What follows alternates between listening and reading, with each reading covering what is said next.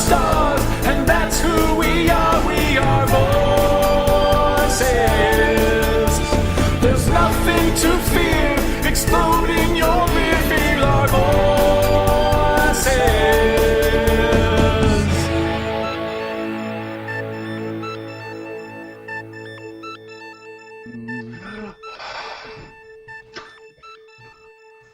Hey guys, welcome back. It's Thursday, VOR, Voice of the Republic. This is Ed. This is Mike. This is Carl. Hey guys. And we are also joined today by... Shermanator! And Max. Perfect. I'm sad Bookends. that I'm flying. Everything is awesome, and no one is happy. You're right. Oh my god. So thanks again for joining us. Show 3, sticking it out, staying strong. Wearing the same clothes. Mm-hmm. 3 days worth of stank in those clothes. It's delicious. It's good luck, Stank. Gamer stank, man. Gamer stank. Yeah. Well, if anybody knows about that, it's these two people joined with with us here tonight.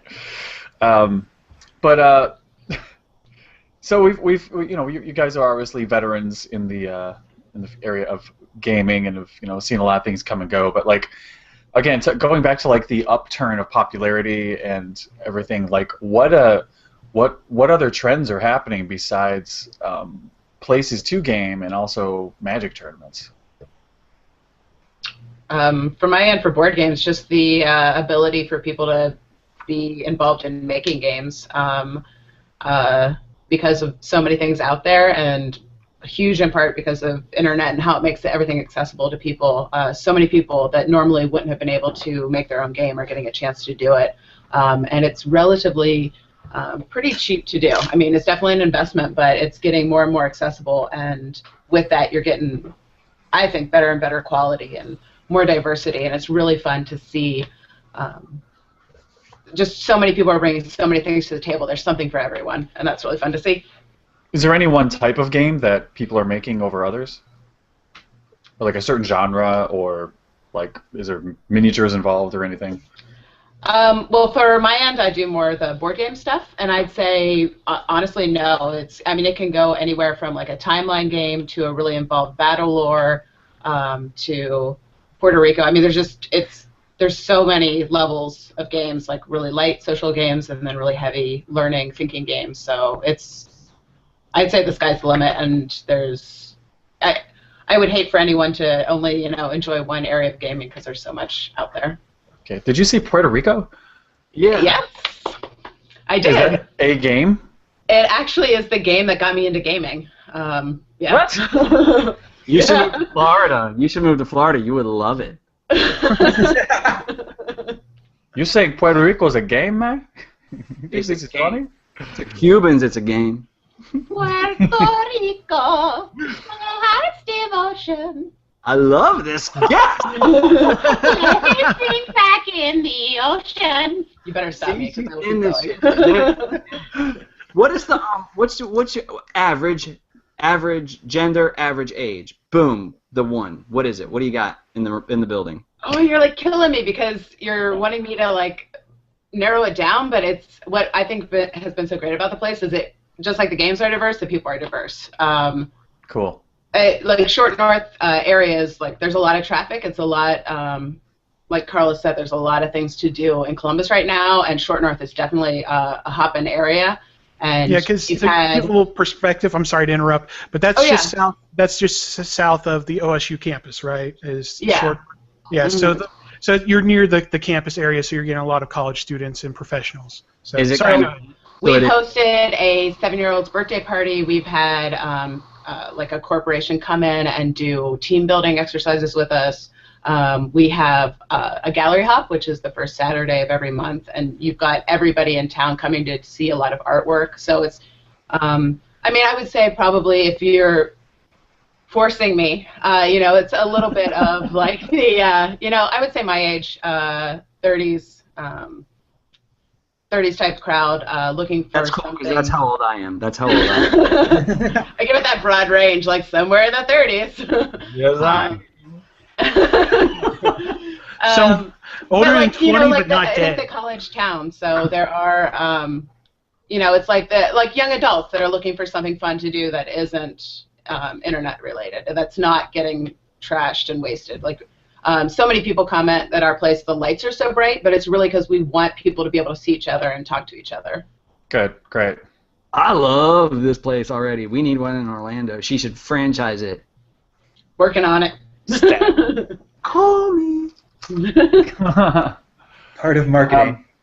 Yeah. Now, Max, even though you focus on Magic, you're into a lot of other games too, right? Oh yeah. And feel free to sing a song about it. I won't, but okay. I won't. Do you play Taboo at all, Max? No, I don't. Dang, guys, you should get cooler. I love that Mike's baseline is Taboo. It's the only game I'll play. Yeah, but it's a great game because you have the buzzer.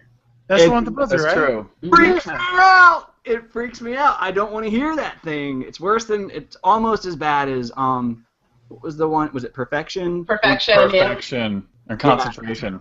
That concentration that made me a nervous wreck. I had ulcers at 6, and like I was hospitalized. Like that. What's the one with the tweezers and the naked guy? Operation. Oh my gosh, I was a mess. And my cousins would come over and they would like stick the apple in the hole where the bone belongs, so it would make it that much more difficult to get out. And it was just constant that buzzering, and I was a freaking mess. I was a mess. You have that game there? We do. I actually tried not to put it out because it does have the buzzer, but people love it. They crave it, so we put it out. I'd say you definitely have to come visit too, because you're talking about a lot of classic games, but what's really fun is there's so many more new games out. I'm going to teach you a game. You must come. Cool. Okay, there's a game about a train station. What's the one? I saw it at Target. Ticket to Ride? Is that the one? Ticket to Ride's the one where Ticket you... to Ride. Yeah, where you put down the railroad across the country. Yes! What is that about? Oh, that's Actually, a it was fun our game. 10-year anniversary this year. So you can buy like a $150 copy if you want. Wow. Go big or go home. Borons, get on it. Get on it. Now sell something, Max. Sell us something. Sell us some magic. Some magic? Yeah. Whatever. Yeah. Whatever. That's more competition. Why do I want to do that? Yeah. No, but what other things have you seen come up that are worthwhile? So on segueing from board games, another board game that I played. I was in Philly 2 weeks ago for a Grand Prix Magic. Hello. But love Philly, by the way. I like it, but it's also kind of near home to me. So, but one of my buddies that I was staying with is a really big Lovecraft fan, and so like Sunday night we busted out Arkham Horror and played that. And it's like there's another one, Arkham Asylum, and then Arkham Horror. Well, there's like 2 H.P. Lovecraft board games, and one of them is the older one is complicated as fuck. It takes like maybe an hour to set up and maybe an hour to explain the rules and then maybe 4 more hours to play. That may or may not have like the standard deviation of the whiskey we were drinking at the time, but it takes a long time. The Arkham Horror that we played, and I might be mixing these names up, but the Arkham Horror that we played was it was faster to set up, faster to learn, and it was a shit ton of fun, and a lot of people in this day and age love their extreme difficulty. I think that we've had so much, everyone's a winner and like everyone, like games are easy and you're supposed to win, like that kind of crap. You don't win this game, apparently. And my buddy Tom, who owns it, says that he has never won the game, like, to date. He's never beaten it. And it's one of these, like, meat versus machine where it's like all the human players are working together to beat whatever old god you happen to randomly draw that just, like, shits on your entire parade. And it is a lot of fun, and that's the thing that I would peg. And you can do, like, drinks and whatnot. I was actually talking to him on getting him to run it, like have him set up the board in Philly and then send out emails to the players And so normally when you play the game, you're all sitting around the table, so you can like be like, all right, well I'm gonna go start heading towards London to take care of this Hellgate that's spawning monsters, because I'm the fighting character, and you magic character can go down to like Buenos Aires to find spells. Like you can see what's on the map, you can see where the clues are, so on and so forth. If you do it through a play by email, you like whoever's running the game that has the board is only sending you emails from what your character sees. You don't know how many other players are in there. You don't know, like you wouldn't know the number of players. You wouldn't know where they are. You wouldn't know like if you're heading like, all right, I know I'm gonna go to like London because there's a gate there because the guy running the game has told me there's a rumor there's a gate there and I need to close this gate. You don't know what kind of monsters are there, so you like show up and you're like, oh fuck, I just got like totally trolled. And I think that this is a brilliant way to play a board game even when you're not all at the same spot, and it really lends itself to it because there is a lot of text in the game. So like all the events are on cards, and you could just pretty much copy that text into an email. So and potentially play it like for a week. Yeah, you just like you get your one turn a day and send that in or whatever, and like whenever you. And you'd like if you ended up on the same city as like one of the other players, then you'd actually start getting emails from both of them. You'd like find this other guy and be like, "Oh shit, we can start like traveling as a group." And when one of them gets horribly mauled by monsters, like, "Oh fuck, it's time to leave." That's great, dude. I once a long time ago, Ed, I think you knew about this. We drank the absinthe on New Year's Eve in shotguns. Where's that? I heard about it. Yeah, I was not present. That is the perfect game to drink absinthe with. Yeah. Like the word was real absinthe. And then you find out that people are in your town, and then you go and you hook up, and then it becomes like this weird, creepy, like not torrid, but emotional connection, and you're all high and screwed up. And that shit should be LARPed. That should be done. Live action, meet with friends. You go to the old library, and then there's Carl and like a giant like sleeping bags that are sewn to other sleeping bags, and he's some crazy monster with a monocle.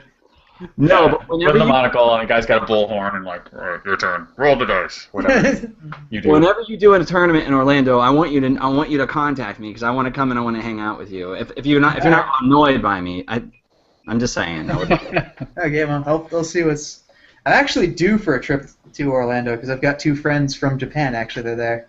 Ed knows Saki-chan's in Orlando now. That's right. Yeah, she's working at Disney. Yeah, so I'm slated for a trip. Just haven't bought the ticket or anything yet. Let me know. We'll drink some absinthe. Excellent. Go beat Cthulhu himself. Yay! Praise be the old ones. Yeah, I know. So. To go ahead and wrap this up, because we have like another minute or so here, Sherman, what would you say is the top 3 most popular games in your parlor? I'd say definitely the biggest one is Timeline. It's a Asmodee game. Just wildly successful. It's fun, it's light, and you don't realize you're learning while you're playing it. Snake Oil by Out of the Box is probably another huge favorite. It lends itself to apples, but instead of just putting down cards, you're actually putting 2 cards together and creating a product to sell to a consumer. So you get to put in like your own creative notes to it, so it makes it a really personal game. Oh gosh, number 3. Go. Mr. Jack is a great 2-player game. One person's Mr. Jack and the other person's the detective. So. I would have thought Taboo, but. Well, everybody does love Scattergories. I'll give you that. Awesome. Scattergories is the crack cocaine. It is. Needs more Brainiac.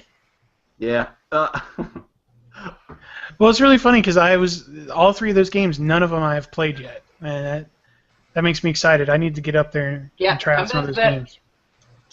Well, can I talk about the elephant in the room? Mm-hmm. And that would be Cards Against Humanity. Has anybody else experienced this game? Oh, yeah. Because it is a straight-up... If I could elect or nominate an official board game of VOR, it would be a game in which the idea is to either appease the judge in this game. It's like apples to apples, but it's horribly offensive. So either appease their sense of humor, or you create something so shocking that they love it. But you don't know because every crowd is different. And Mike, if you haven't played it, you will probably win every time you play. You will be the max of Cards Against Humanity. That was the thing when you said that it's repulsive because I've got you. I've never shown any of you guys my brand new wristwatch. By wristwatch, do you mean decorative cock ring? Oh, we'll talk after the show. You tease! I wear it not on my wrist. It's just truthfully it's the most offensive thing I know, and I think it'll be my ace. Yeah. I'm just waiting for you to say, like, it's still up someone, is what I'm waiting to hear. It's still down. It's like my wristwatch is still inside someone, sorry. It's a Captain Hook alligator scenario. Long story. Crazy night. Absinthe. Yeah. Where there's That's a girl right. ticking. All right. Well, if you've liked this show, you can always let us know. Go to vorradio.com to find more. You can find out about our Facebook group. You can also find our contact information for, say, the Republicom. If you like, you can call us at 407-409-8749. 2-minute limit, total charges do apply. Or you can send us an email at voiceofrep@gmail.com. We accept text and MP3s through that. No licensed music, please. Yeah, so check those out. If you want to keep up with us, give us feedback. Meet other Vorons like yourself. Find out what we're going to be talking about. Because we are you and you are us. You know, we are he and he is we. We're all together. That's right. Yes. Like the Donatello. What's that Donatello? Sorry, we got to see it. Yes, we do. It's just that Donatello. Oh. Yeah. And he's But awesome. I think his head looks great sitting there at the bottom. Yeah, he's really pissed. He doesn't like any of us. Not a damn bit. I've been loving the hell out of the show, you guys. Let's go home. Yeah, just about there. So, yeah, we'll be back tomorrow with your Republicoms. We always listen to your feedback, and we do respond. So hit us up, just like Carl said. So until tomorrow, this is Ed saying, may the Force Be with. The ass. Oh, it does an ass thing. I don't like that hole. I did. It's like ghosty. The internet has ruined you. It's okay if you're grabbing it. I'm okay with this, but or Well, I don't know what I was doing. I was doing like the DDP self high five. I don't know. oh, I don't know why that popped into my head, but I did it. this. May the Force be with your balloon knot. Oh.